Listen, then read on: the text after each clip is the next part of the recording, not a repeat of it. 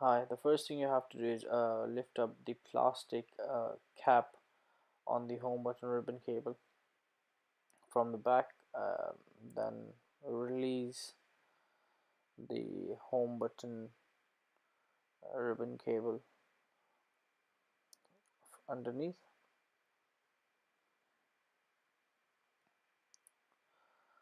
Once you have done that, you have to heat the whole LCD screen to actually lift it up. So heat it thoroughly. Of course, if you are just changing the LCD screen and the LCD screen is smashed, you really don't have to care about how does it come out, but it has to come out. So just heat it up as much as you want, not a lot. I mean, the max temperature you should keep is about 250. I would recommend. Then you start lifting the LCD screen up. I usually start from the top because I think that's the most strongest part of the screen. You need to make sure that you don't rip off the menu key or the task key, I guess, in this one, and the back key while you get at the bottom part of the phone. So simply just keep on heating it up, lifting it up, heating it up, lifting it up.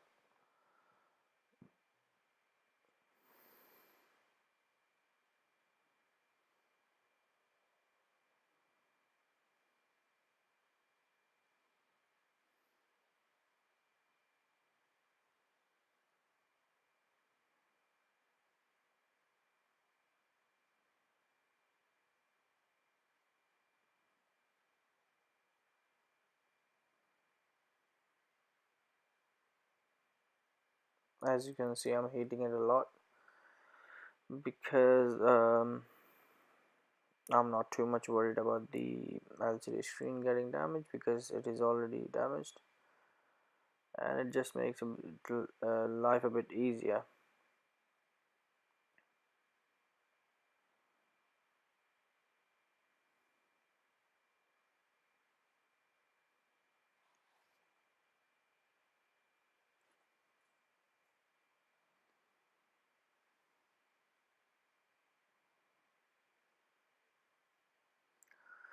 There is a ribbon cable for the LCD screen, so make sure you actually pull this ribbon cable gently because you're not really worried about the LCD screen, but the connector it is connected to, it is on the board. If you mess it up, then it's gonna be a horrible job to do it, and it's just kind of a saving your time and doing everything with paying attention.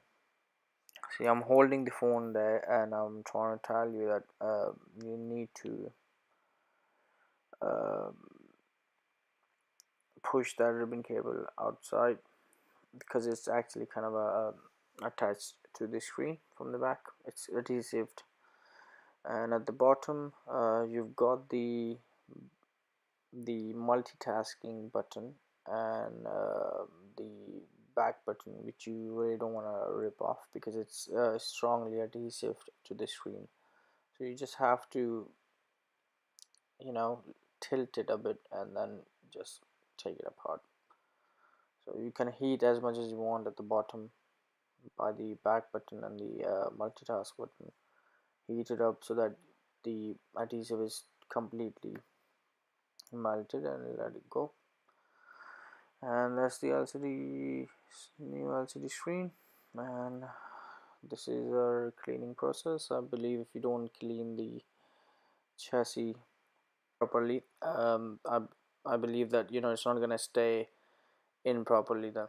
And we don't actually use any kind of a super glue or anything because we believe to give the customer phone which is in its which is still in its original state, not a super glued by some unprofessionals, because that's what I believe in. I think putting the glue in is totally unprofessional. You actually have to have good quality parts, mostly.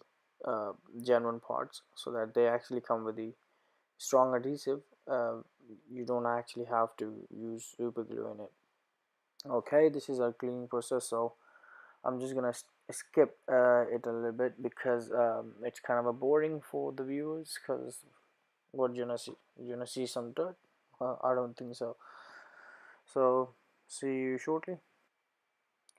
Okay, so we have the new part and our cleaning process done.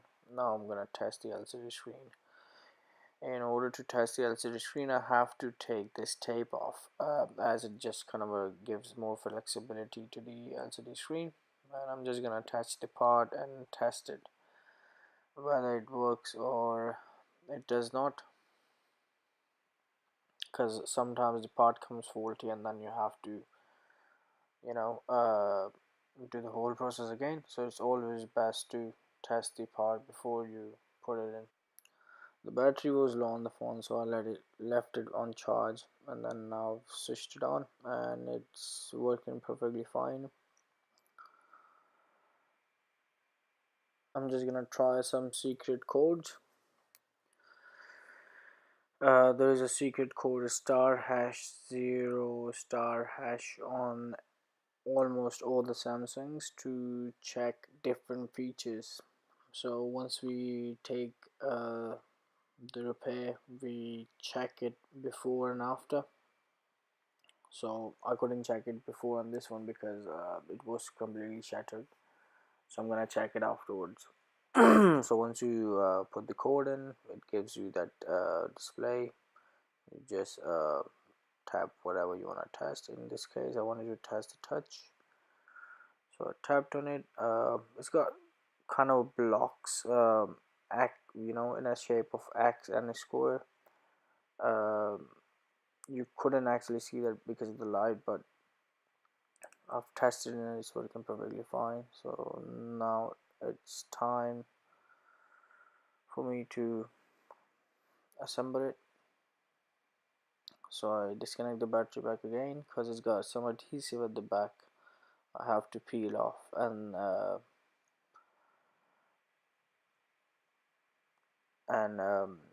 put the home button ribbon cable through the chassis, and then just push it downwards, and that's all about it. There you go. Peel the plastic bit and the tape which was holding the ribbon cable down, and now I'm peeling the plastic on the adhesive.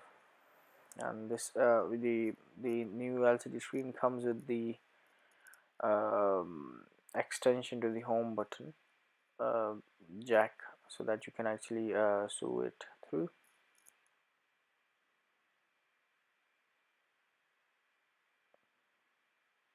You actually have to do it afterwards. Yeah, I was mistaken there. Yeah, you have to connect the LCD screen first, then you have to put the home button ribbon cable through, and then just stick it down.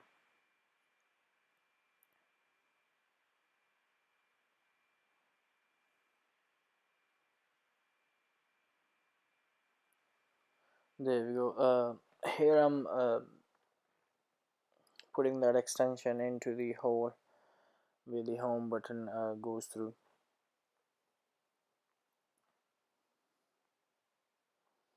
There we go. The other end has come from the other side. It's just you just have to pull it towards you, and that's it.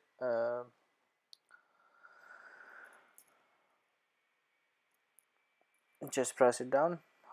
I usually find it easier if I actually match the top corners of the screen. That way I get more of a control on the screen, and there are less chances of breaking it.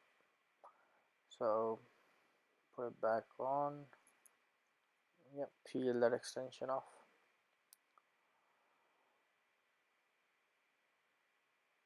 Make sure the jack is sitting properly. Put the plastic cover back on and put the screw back in.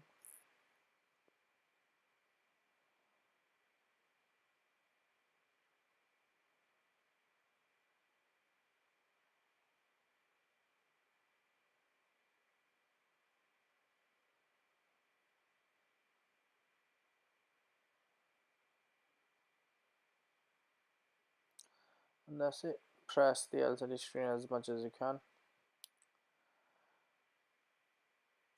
and the battery is dead again.